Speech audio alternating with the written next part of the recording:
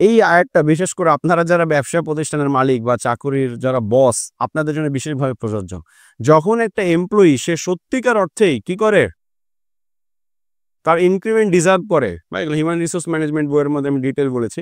যখন সত্যিকার অর্থেই সে ইনক্রিমেন্ট ডিজার্ভ করে বা কোনো বোনাস ডিজার্ভ করে, আপনি তাকে দিলেন না, তাহলে কি?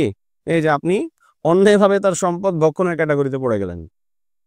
এমনকি সূরা মুতাফফিফিনের মধ্যে আছে না, ওয়াইলুল লিল মুতাফফিফিন, মানে কি? যে যারা, মানে কি?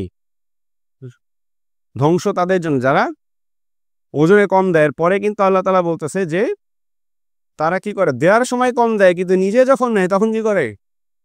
মানে বেশি নেয়। এট লিস্ট বেশি না নিলেও আমরা কি করি? পরিপূর্ণটা আমরা নেই। কিন্তু মানুষকে দেওয়ার সময় কি করি? কম করি। তো কোনো অর্গানাইজেশনের মালিক যদি ধরেন সে ৮ ঘন্টা কাজ করার জায়গায় ১০ ঘন্টা কাজ করায় নিল। ঠিক আছে? কিন্তু তার যে সেলারি ছিল তার তুলনায় কি করল? কম দিল, বা তার যে পরিমাণ এক্সট্রা টাইমে তার পেমেন্ট করার কথা ছিল সেটা সে দিল না।